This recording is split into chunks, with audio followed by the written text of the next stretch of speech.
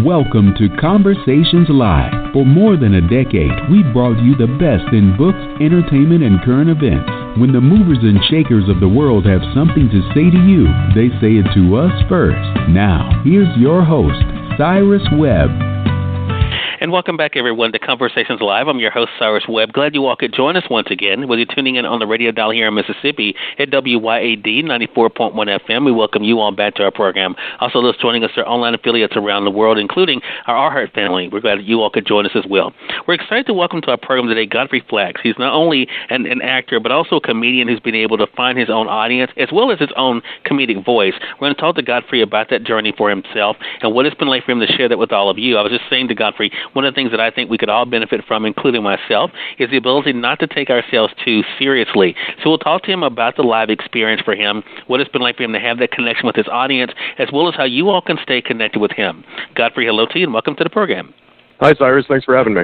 Glad to do it. I want to start off by talking about, what it's been like for you to kind of reflect on the experience, Godfrey, because you were able to do what so many people think they're able to do, and that is to make people laugh, but also to leave an impression with people, make something that's memorable. What has it been like for you to kind of think on that and what you've been able to do already in your career? Well, it's such a wonderful thing to make people laugh, and when you hear that people have been affected by not only just what you said or what you're doing, that really leaves an impact on me, and it's such a humbling experience for someone to come up to me and say something along the lines of, oh, you're so funny, or, oh, I wish I could do what you do. And I would like people to know that I think everyone should try something like this. I think it's a very magical experience that everyone should be able to try.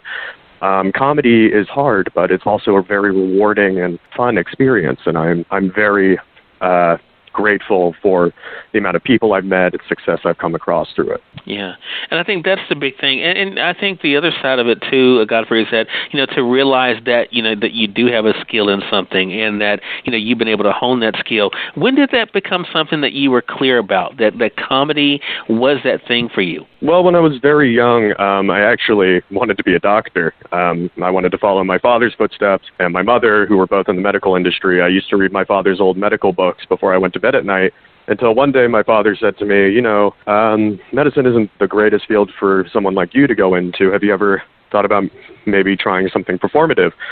And, first time I heard that, I thought, this guy's crazy. I'm going to be a doctor. And then one day he basically pushed me and he said, you know what, I think you should try doing stand-up. You love it so much, why don't you try it? And he pushed me. I went, I took some classes. I went and I did it, and it was the greatest experience of my life. And I've been going on with that and started acting and getting really into that. And now I'm so happy, and I'm very thankful for my father for that good push, Right.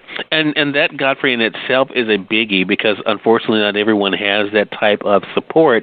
Do you think that support is one of the things that kind of kept you motivated, knowing that you had the support of your family? Oh, 100%. I think everyone needs that form of support system to go into a profession like this, because it's not easy. It's terrifying. It's a leap. It's a risk. But when you have that wonderful support system that I get from my father, my mother, my friends, and the rest of my family, who I've grown to love and cherish all these years, it's such a powerful thing, and it really keeps you going. I think that everyone should have that support system, and if you're not getting it from the immediate people around you, you can go out and still do these things, and you will find the people that you need to give you that support. Well, very well said. I think that's a great thing for sure. Now, by your doing what you're doing, Godfrey, now, though, you're able to be a part of the motivation for other people. As you said, you kind of, in trying to encourage people to be able to go for what it is that they say they want to do. I mean, what has that been like for you to know that you've been able to inspire people just by your own example? I mean, it's truly humbling to think that anyone could be inspired by something I do. I look at what I do every day, and I just think that I go out there and I do my job and I do what I do, and in the same way that somebody might go and be a tax attorney or be a lawyer or be a doctor, I mean, of course, I'm not saving any lives, but to think that anyone could be inspired is just a gift in its own right. And I hope that if somebody feels inspired by something I've said or done, or just the image I'm portraying, that they run with it. It's the worst thing to see is wasted inspiration, where somebody sees something, they feel inspired, and then they don't run with it. And I think if everyone just ran with their inspiration, we would be moving so much further ahead. For sure. I think that is so true, and I think it's a great reminder for all of us. We have been talking a lot on this program, especially as we're beginning a new year, Godfrey, about the importance of, starting anew. I mean, there's so many people who may have said that, hey, maybe acting is my thing, maybe comedy is my thing, and they may have started on the path. You even talked about taking classes yourself, but maybe things didn't move as quickly for them as they wanted, and they gave up on it. What do you think has kind of kept you consistent along the way? And also, how important has it been for you as you've kind of stayed consistent, Godfrey, to also make sure that you continue to hone your craft? Well, one of the most important things being a working actor or comedian or anything in LA performance-wise is that you have to constantly be taking classes and working towards honing your craft. If you stop, you're not learning, and this is really an industry about learning and an art form about learning as much about yourself as anything else in the world. And you want to be taking courses. My advice would be to just jump in and do it. If somebody's ever feeling unsure about it, you know what? You miss 100% of the shots you never take. So I'd say just go and do it. If there's somebody who's been doing taxes all their life and they think, man, I'd love to be an actor, there's always community theater. You can go and try it. And if you like it more than that and it gets to the point, take some classes, move to LA, and then become a big shot, Right. For sure. Now, talking about moving to L.A., I mean, it takes a lot of courage to take those big steps. I think, for a lot of people, it takes a lot of courage to get up on that stage.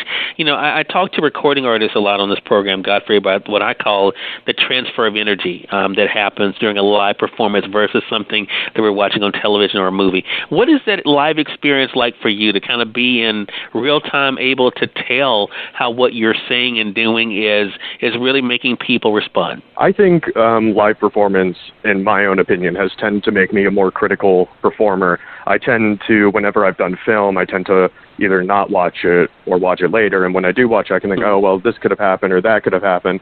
But with a live performance, you go out there and you do it, and it feels a lot more organic because you can't take back what you just did. What you did is there, and that is the message that you have given to this audience. And whatever it is, as long as it's powerful, you're energetic, and you're passionate about it, it will be a good message, It's not like something that's taped or recorded where, something happens and you can always hit the record button again. With this, it's live, You go, you do it. Either it works or it doesn't work.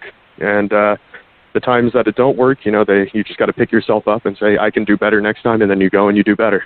Right, for sure. I think that's a great reminder for all of us as we're looking at our goals and dreams. I want to say for those who are just tuning in, either on the radio side or online, you're listening to Conversations Live. We're excited to welcome Godfrey Flax to our program today. Godfrey is an individual who's been able to do what he loves as a comedian and actor. We're talking to him about that experience and motivation to do it, how he had the support of his father, and that was one of those big things that was there to push him. And now, of course, to be able to have fans as well, Godfrey, it has to be a great feeling for sure. I mentioned earlier about, for a lot of people, they look at where they are today and they're not where they want to be, and I mentioned to you even before we began the segment about the importance of not taking oneself too seriously. I'm working on that myself. It's not the easiest thing for me. How have you been able to use that, the importance of not taking who you are as an individual too seriously when it comes to your craft? Oh, that's very difficult. I think it's one of the most challenging things in the world to not take yourself so seriously, because we spend our whole lives growing up in this society where we're told to watch everything we do. You watch what you eat, you watch what you say, you watch what you're doing. And I think the thing is to just take a breath at something, say something embarrassing happens, or you do mess something up. And I think the most important thing is to take a breath and look at it from an outsider perspective. And most of the times when something happens, there's something funny about it. And it's good to try to look for those comedic moments, maybe write it down, or just think about the comedic moment, take your breath, realize that everyone makes mistakes, move forward, and then you'll always laugh at it later. Yeah. And I think the laughing at it later is one of the big things, too. I think, too, there are so many people, and I'm sure you've heard this or seen this for yourself, Godfrey, that something happens and someone becomes crippled by it, whether it's a performance that didn't go the best or a joke maybe that didn't go or get responded to the way that you thought it would. And for some people, it stops them. What is it that keeps you from being stopped by the challenges and the obstacles that are sure to come in any profession, but especially when it comes to the entertainment industry? I think what keeps me going are the challenges itself. I've always been someone who really enjoyed a challenge, and if somebody ever challenged me, I'd challenge them back. And to think of one example, I've countless times, and I think it's very good for everyone to know this. When you're a comedian, not every show goes well. When you're an actor, not every show goes well. You go up there, maybe one night you don't do too well. All the jokes fall flat. The audience is totally against you. But it's good to remember that that's one audience. Of course, their opinion is valid, so you take their opinion, you modify it into your material, and you think on it, and you work on your material through that thing. And then what helps me go forward is the thought in my head where if I take what they've said and change it, then I could make them laugh the next night. And I like that challenge, and I've always been someone who's been very interested in challenge. Yeah. Do you also think one of the things that has helped you in that regard as well, Godfrey, just as a question, being able to work with people who are equally as excited about what you do and who are rooting for each one of you to be able to succeed? Oh, of course, 100%. The thing about this industry is it's impossible to work with people who aren't passionate or who don't want to succeed. And when it comes down to it, everything here is a collaborative art. Of course, maybe you're on stage by yourself, but you're bouncing things off of your friends. You're bouncing things off of the audience. You're bouncing everything off of everyone. And when you're acting, everyone's working together. The most important thing to remember, and I remember learning this back at the beginning of college, that when you're performing, you're not performing for yourself. You're performing for the piece and the art and the message that's going out there. And it's really, really collaborative. And that's so important to learn in this industry. And if you come in thinking you're going to be the number one star and the big shot from the get-go, you're not going to get too far. What has helped you? And I think probably what you mentioned earlier is probably the answer to this, but I won't know unless I ask the question, Godfrey, so I have to ask it. I think there are people, too, who, expect things to move quicker. Were you someone who, knew going into this that this was going to be, a marathon and not a sprint? Or what has that part of it been like for you, the hurry up and wait that is your industry? And really, quite frankly, I think a lot of industries out there when it comes to getting to where you want to go. Yes, I think that for me, when I first came into this industry, I thought I never had this image of, wow, the second I get up there, it's going to be this sprint. I always thought it was going to be this marathon. I always knew it was going to be a struggle, but I'm kind of a romantic, which is probably not my worst quality, but not my best. And I kind of like that marathon mentality. I really love the idea of that this is going to be hard and you got to work for it. And I think that adds character to people. I think it adds character to the industry. I think it's a very beautiful thing when you work so hard for something. And of course, the hardest thing to realize is no matter how hard you work, you still might not make it necessarily in what you originally planned to do. But the beautiful thing is you did work hard at something and you tried. And as long as you tried, I think you succeeded. Right. I think that is the big thing. Did you, for yourself, when you kind of look at it all and, how it all began again, going to that advice, and that push from your father, do you see it all kind of as stepping stones for the greatness ahead? And I guess what I mean by that is, do you feel as though the things that may not work out for you, that they kind of need to not work out for you to be able to become the person that you want to be? Oh, yes, of course. I think that's true for everyone as well. I think every time something doesn't happen for you, there's a reason that didn't happen. And maybe you got too cocky and you need something to lay you out for a minute and say, hey, look, this is what it's really going to be like. You need to button up and learn to be ready for something like this. Or, it's good. It's all about learning. So even when the bad things happen, it's really good to, again, take that breath, step back, look at it, and learn from it. As I said, I think this industry and art form is about learning as much as you possibly can about yourself, as well as any character you may portray or any art form you're trying to send out there. Yeah, I think that's the big thing. The other thing I want to talk to you about, Godfrey, and then we're going to let our audience know how they can stay connected with you, is the importance of being oneself. I, being from Mississippi and doing what I've done over the past decade here on the radio, I used to have the moniker as the male Oprah. People looked at me as, oh, you're going to be the next Oprah, whatever, her being from Mississippi. It's very easy for us to try to compare either ourselves to others or for other people to try to compare us to other people because it just makes it easier for them to try to group, who we are and what we do and that kind of thing. How important has it been for you to be the best you possible, to be the best Godfrey Flax as possible? I think that has been one of the most important things, not of my career or my studies, but of my life is growing up, I used to get very frustrated when people say, oh, well, you want to be the next James Franco or Seth Rogen or Woody Allen or whatever. that frustrated me almost because, I don't want to be remembered as, oh, that guy who was like this other person. I want to be remembered as me. Yeah. I want to be remembered as Godfrey Flax. And I think that can be a bit frustrating sometimes. I think it's good to find inspiration from those people. As growing up, when I started acting, I found heavy inspiration from Philip Seymour Hoffman. And I remember how great of a loss that was when he died. It was the first time I'd ever felt something for someone I'd never known before. I had never met Philip Seymour Hoffman, but I felt horrible sadness when he died. And that's sort of what I want to go for. I don't want to be the next, maybe Philip Seymour Hoffman. I want to be the next me, but I want to be the next me who can have that form of an impact on somebody through my art. Yeah, that's powerful, man, and that is a great way for our audience, hopefully, to be able to look at themselves as well. And it's in the world we live in today, with so many images kind of being thrown at us and kind of set as the example of whatever the profession might be. I think it does become more difficult because of that. But I love the fact that you say it's not just something personally, professionally, but also personally as well. And I think that is a great thing for our audience to be able to realize. So I've been trying to balance one thing since last year, Godfrey, the importance of kind of appreciating where I am, but also, of course, looking forward, as we all have the tendency to be able to do. Moving forward into this new year, what are some of the things that you're looking forward to?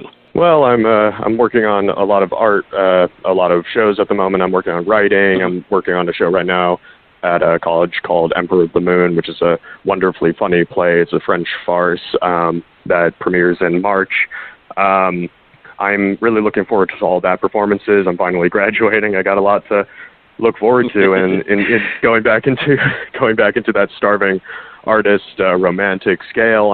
I find myself, I talk to people all the time, and they're like, I don't know if acting's really cut out for that. I don't know if this is going to work because, it's all about money. When it comes down to it, everyone, you have to have enough money to survive. And I remember back to meeting an actor from the Broadway touring company of Hamilton who played, I can't remember the character he played, but he's a wonderful man, a great actor. And I was talking to him, and I said, you moved to New York with nothing in your pocket. You moved to New York with $200, and your rent due 2 weeks later was $500. What? How did you do that? And he looked at me and he said, I just did it.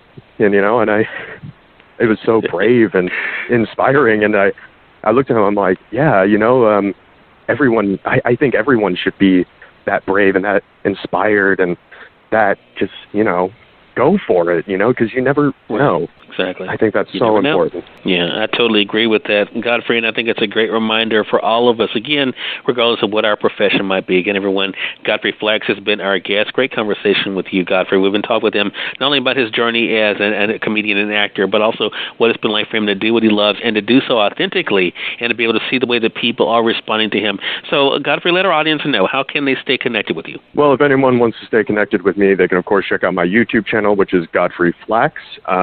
There's some stand-up clips up there. I'm working on sketch comedy that's going to be uploaded there soon. You can also follow me on Twitter at Godfrey Flax or Instagram at Godfrey Flax. And there's a Facebook page just called Godfrey Flax that people can get on to there. And I post upcoming shows, upcoming plays, and stuff I'm just working on.